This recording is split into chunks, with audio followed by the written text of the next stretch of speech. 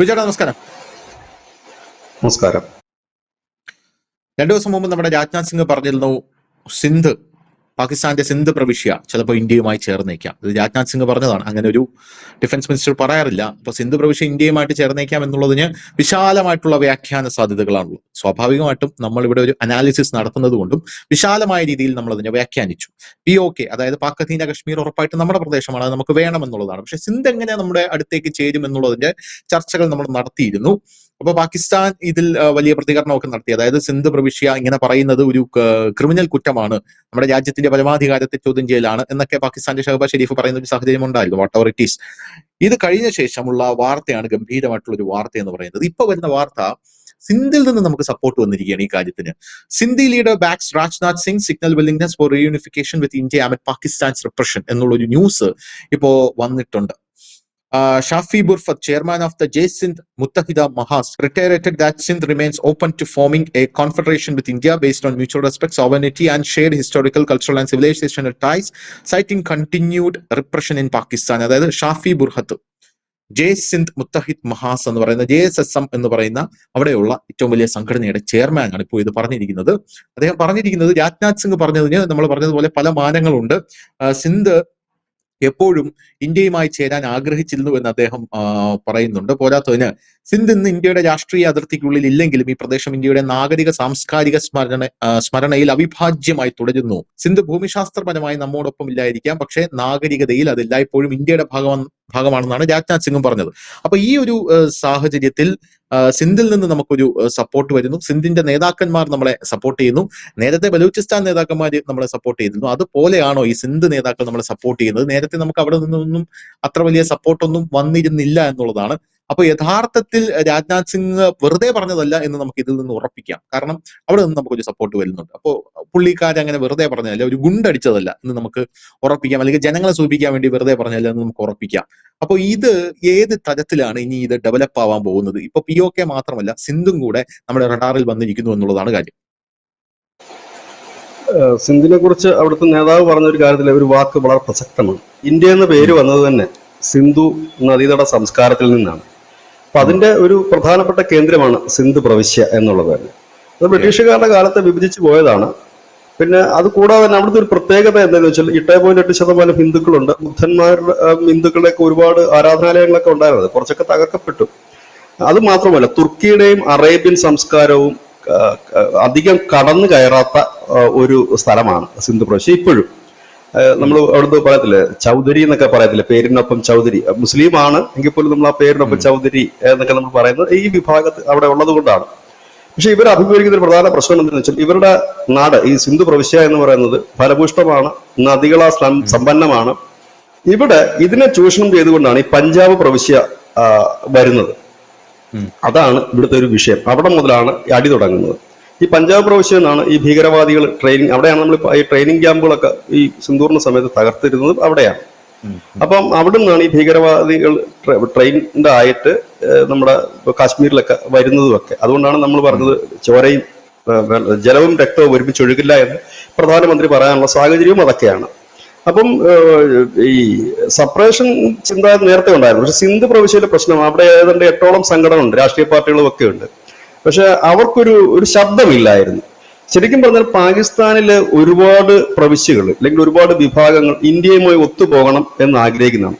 ഏതാണ്ട് ഒരു 90% അവിടുത്തെ ജനങ്ങളും ഇന്ത്യയുമായി പ്രശ്നങ്ങളൊന്നും വേണ്ട, ഒരു സൗഹൃദത്തിലും സ്നേഹത്തിലും പോകണമെന്ന് ആഗ്രഹിക്കുന്നു. എന്നാൽ ഇന്ത്യയുടെ ഭാഗമായി മാറണമെന്ന് ആഗ്രഹിക്കുന്ന ബലൂചിസ്ഥാനിലുള്ള ആളുകൾ, സിന്ധിലുള്ള ആളുകളുണ്ട്. അതിന് അവർക്ക് ഒരുപാട് വൈകാരികമായിട്ടുള്ള അല്ലെങ്കിൽ സാംസ്കാരികപരമായിട്ടുള്ള ഒരുപാട് കാരണങ്ങളുണ്ട് അതിനകത്ത്.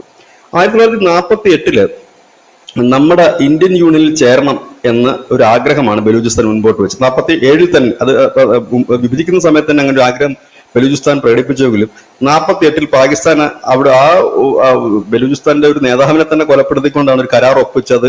പിടിച്ചെടുക്കുന്നത് പോലെയായിരുന്നു ബലൂചിസ്ഥാൻ. അത് അന്ന് തുടങ്ങിയ സംഘർഷങ്ങളാണ് ഇന്നും അവിടെ പോകുന്നത്. കാരണം അവർക്ക് ഇന്ത്യയോടൊപ്പം ചേർന്ന് നിൽക്കാനായിരുന്നു അവർക്ക് ആഗ്രഹം. അതിന് അനവധി കാരണങ്ങളുണ്ട്. അവരൊന്നും ഈ ടെററിസ്റ്റ് ഗ്രൂപ്പുകളോ മറ്റൊന്നുമല്ല, ഗോത്രവർഗ്ഗങ്ങളും മറ്റുമൊക്കെയാണ്. ഇന്ത്യയുമായി ചേർന്ന് നിൽക്കുന്ന ഒരു ഇത് തന്നെയാണ്, നമ്മുടെ കാശ്മീരി ജനതയുടെ മറ്റൊരു ഭാഗം തന്നെയാണ്. അപ്പം അങ്ങനെയൊക്കെ ആയിരുന്നു. അങ്ങനെ ഒരു വൈകാരികമായ മണ്ണ് വൈകാരിക ബന്ധങ്ങൾ കാത്തു സൂക്ഷിക്കുന്ന ഒരു ജനം പിന്നീട് പിൽക്കാലത്ത് ഒരു പാകിസ്ഥാന്റെ ഭാഗമായി മാറി. അത് ഒരിക്കലും നമുക്ക് മാറ്റി വരയ്ക്കാൻ കഴിയാത്ത ഒരു അതിർത്തി പോലെ വേറൊരു രാജ്യമായി തന്നെ അത് മാറി. ഖൈബർ പക്തൂൺ മേഖലയായാലും എല്ലാം അങ്ങനെ തന്നെയാണ്. ഇവിടെയാണ് സിന്ധ് പ്രവിശ്യ. സിന്ധ് പ്രവിശ്യയില് വരുമ്പോൾ നമ്മുടെ നാഗരികതയുമായിട്ടും സംസ്കാരവുമായിട്ടും അതിൻ്റെയൊക്കെ ഒരു കളിത്തട്ട് എന്ന് തന്നെ നമുക്ക് പറയേണ്ടി വരുന്ന ഒരു പ്രദേശമാണ് സിന്ധ് പ്രദേശം. ഇന്ത്യ എന്ന പേരും അതിൽ നിന്ന് തന്നെയാണ് നമുക്ക് വന്നത്. സിന്ധു നദിയുടെ കരയുടെ ഏറ്റവും ഒരു നാഗരികത നിലനിന്ന പ്രദേശമാണ്. അതിപ്പം നമ്മുടെ അല്ല, പാകിസ്ഥാന്റെ ആണ്. അപ്പൊ അത് അവർക്കും ഇവിടെ തിരിച്ചു വരണം, അല്ലെങ്കിൽ ഇന്ത്യയുടെ ഭാഗമായി നിൽക്കണം. ഇത് ഈ ബ്രിട്ടീഷുകാര് ഈ പാകിസ്ഥാനും ഇന്ത്യയുമായി ഡിവൈഡ് ചെയ്യുമ്പോൾ റഫറൻഡം ഒന്നും നടത്തിയിട്ടല്ല ഡിവൈഡ് ചെയ്തത്. അതായത് നിങ്ങൾക്ക് എവിടെ നിൽക്കണം എന്ന് അവിടുത്തെ ഒരു ജനത്തിനോട് ചോദിച്ചിട്ടില്ലായിരുന്നു. അവര് കണ്ടം തുണ്ടം വെട്ടിക്കുറിച്ചു. അവർക്ക് വേണ്ടതും, ഇല്ലെങ്കിൽ ഈ അന്നത്തെ മുസ്ലിം ലീഗിന്റെ നേതാക്കൾ വരച്ചു കൊടുത്ത ഒരു മാപ്പ് അതിനെ അംഗീകരിക്കുകയാണ്. കാരണം ബ്രിട്ടീഷുകാരനെ വിഭജിച്ച് ഭരിക്കുക എന്നുള്ളത് അവന്റെ എക്കാലത്തും തന്ത്രമായിരുന്നു. കാരണം തങ്ങൾ പോയാലും, അതായത് ബ്രിട്ടീഷുകാരുടെ ഭരണം ഈ രാജ്യത്ത് തീർന്നാലും ഇവന്മാരൊരിക്കലും സ്വസ്ഥതയോടെ ജീവിക്കരുത്, മതത്തിന്റെ പേരിലും ഒക്കെ തമ്മിൽ തല്ലണം എന്ന ഒരു ഉദ്ദേശം, അതായത് പച്ചക്കുള്ള, അതായത് വളരെ ക്ലിയർ ആയിട്ടുള്ള ഒരു ഉദ്ദേശം കൊണ്ട് തന്നെയാണ് ഇങ്ങനെ വെട്ടിമുറിക്കപ്പെട്ടത്.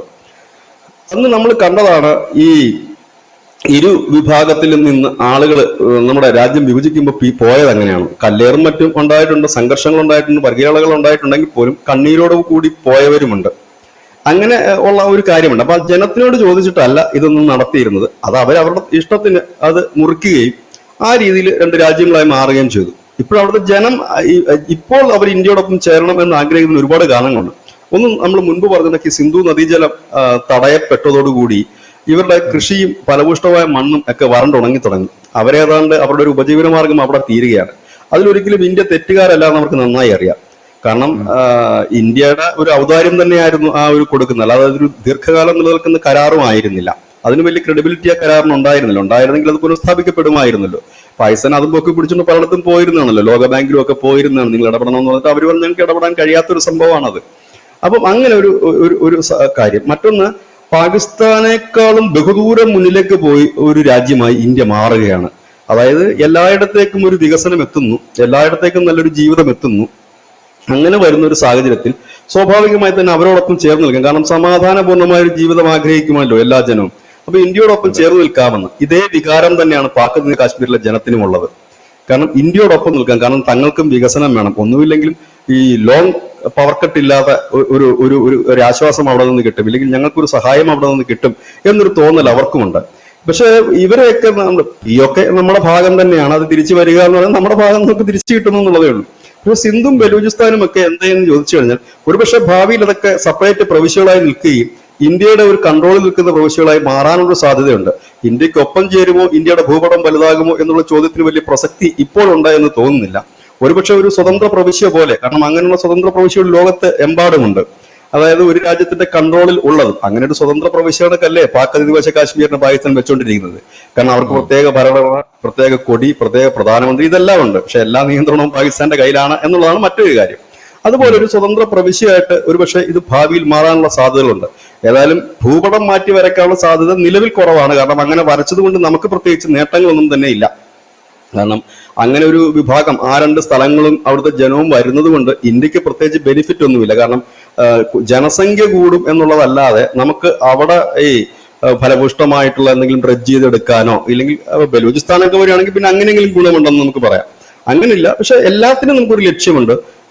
ഇപ്പോൾ പാക് അധിനിവേശ കാശ്മീർ പൂർണ്ണമായി, അത് POK പൂർണ്ണമായി വരുമ്പോൾ ഖൈബർ ഇടനാഴിയിലേക്ക് നമുക്കൊരു, അതായത് ഈ അഫ്ഗാനിസ്ഥാനിലേക്കും പാകിസ്ഥാനിലേക്കും ഒക്കെ കടന്നു കയറാൻ പറ്റുന്ന ഒരു ഇടനാഴി, നമ്മുടെ പഴയ ഇടനാഴി 1964 വരെ നമ്മൾ ട്രേഡിംഗ് നടത്തിയിരുന്ന ഹിന്ദുക്കുഷ് പർവ്വതനിരകളുടെ താഴ്വാരത്തിലൂടെ കടന്നു പോകുന്ന ആ ഒരു ഇടനാഴി നമുക്ക് കിട്ടും. അത് നമുക്ക് പ്രയോജനം ചെയ്യുന്നതാണ് അതുവഴി പോകുന്നത്. മറ്റൊന്നെന്ന് പറഞ്ഞാൽ ഈ സിന്ധു പ്രവിശ്യയോട് വന്നു കഴിഞ്ഞാൽ ഫലപുഷ്ടമായ ഒരു മണ്ണാണ്, ഈ കാർഷിക മേഖലയാണ്. അതും നമുക്ക് വേണമെങ്കിൽ അത്തരത്തിൽ ഉപയോഗപ്പെടുത്താം. പക്ഷെ അത് ആ രീതിയിലേക്ക് വരുമോ എന്നറിയില്ല. അതിന് ഭാവിയിൽ ഒരുപക്ഷെ വരുമായിരിക്കാം. എന്നാൽ ഇത് എങ്ങുമെങ്ങും ചേരാത്തൊരു പ്രദേശമായിട്ട്, ഇന്ത്യയുടെ നിയന്ത്രണത്തിലേക്ക് വരുന്ന ഒരു പ്രദേശമായിട്ട് മാറാനുള്ള സാധ്യതകൾ പാകിസ്ഥാന്റെ പല ഭാഗങ്ങളിലും നിലനിൽക്കുന്നുണ്ട് എന്നുള്ളതാണ്. ഒരു സ്വതന്ത്രമായിട്ടുള്ള ഒരു ഓട്ടോണമസ് ബോഡിയുള്ള, എന്നാൽ എല്ലാ അർത്ഥത്തിലും നിയന്ത്രണമുള്ള ഒരു പ്രദേശമായി മാറാനുള്ള സാധ്യതയുണ്ട്. അത് അവിടെ തെളിഞ്ഞു വരുന്നു. ഇത്രയും നാളെ ഈ സിന്ധിലുള്ള ഒരാൾക്കും ഇത് തുറന്നു പറയാനുള്ള ഒരു ആർജവം ഉണ്ടായിരുന്നില്ല. പലപ്പോഴും നമ്മൾ ഈ സിന്ധ് നേതാക്കളുടെയും ബലൂചിസ്ഥാൻ നേതാക്കളുടെയും ഒക്കെ കാര്യങ്ങൾ അറിയുന്നതും അവരുടെ പ്രസ്താവനയൊക്കെ ഇവർ ധാരാളം പേര് UK-യിലും USA-യിലും ഒക്കെ ഉണ്ട്. അവിടെയൊക്കെ അവരുടെ സംഘടനകൾ ശക്തമാണ്. അവിടുന്ന് നമ്മുടെ വിദ്യാർത്ഥി യൂണിയൻ നേതാക്കളോ മറ്റു നേതാക്കളോ ഒക്കെയാണ് ഈ പ്രസ്താവനകൾ നടത്തുന്നത്. ഒരുപക്ഷെ അദ്ദേഹം ഇവിടെ ആയിരിക്കില്ല. ഇപ്പൊ ഈ പ്രസ്താവന നടത്തിയ നേതാവ് അദ്ദേഹം ഇവിടെ ആയിരിക്കാനുള്ള സാധ്യത ഒട്ടും ഇല്ലെന്നാണ് എനിക്ക് തോന്നുന്നത്. കാരണം UK-യോ മറ്റോ ആയിരിക്കും. കാരണം ഇവരുടെ നേതാക്കളെല്ലാം തന്നെ അവിടെ ഇരുന്നുകൊണ്ടാണ് കാരണം ഇവരെ ഇവിടെ വധിച്ചു കളയും, അതുകൊണ്ടാണത്. പക്ഷെ ഇപ്പം ഇങ്ങനെ രാജ്നാഥ് സിംഗിന്റെ ആ പ്രസ്താവന വലിയ പ്രത്യാശ അവർക്ക് നൽകിയിട്ടുണ്ട്. അതായത് ഞങ്ങളെ രക്ഷിക്കാൻ ഒരാളൊരു മനസ്സ് കാണിച്ചു, ഒരു വലിയ രാജ്യം അതിന്റെ ഒരു നേതാവ് മനസ്സ് കാണിച്ചു എന്നുള്ളൊരു വികാരം അവിടെ ശക്തിപ്പെട്ടിരുന്നു. കാരണം ഇങ്ങനെ ഒരു പിന്തുണ പാകിസ്ഥാനിലെ പല ഗ്രൂപ്പും ആഗ്രഹിക്കുന്നുണ്ട്, ഇന്ത്യ എന്നുള്ള പിന്തുണ. പ്രത്യേകിച്ച് ബലൂചിസ്ഥാൻ ലിബറേഷൻ ആർമി, പാക് അധിനിവേശ കാശ്മീരിലെ ജനം, സിന്ധ് പ്രവിശ്യയിലെ ജനം, ഇവരെല്ലാം ഇന്ത്യയുടെ ഒരു പിന്തുണ ആഗ്രഹിക്കുന്നത്. അങ്ങനെ ഇരിക്കുമ്പോഴാണ് ഒരു വലിയ മഹാരാജ്യത്തിന്റെ, ശക്തമായ ഒരു രാജ്യത്തിന്റെ പ്രതിരോധ മന്ത്രി പറയുന്നത് ഭാവിയിൽ നമ്മൾ ഒന്നാകാം എന്ന് പറയുമ്പോൾ ആ ജനതയ്ക്ക് കിട്ടുന്ന ഒരു പ്രത്യാശ ഉണ്ടല്ലോ. ആ പ്രത്യാശയാണ് അദ്ദേഹത്തിന്റെ വാക്കുകളിലൂടെ ഇപ്പൊ പുറത്തു വന്നത്. ഇതൊരു വെറും വാക്കല്ല, അത് അവിടെ രൂപപ്പെട്ടു വരുന്ന പുതിയൊരു രാഷ്ട്രീയ മാറ്റത്തിന്റെ സൂചനയായിട്ട് തന്നെ നമുക്കിതിനെ കാണാം.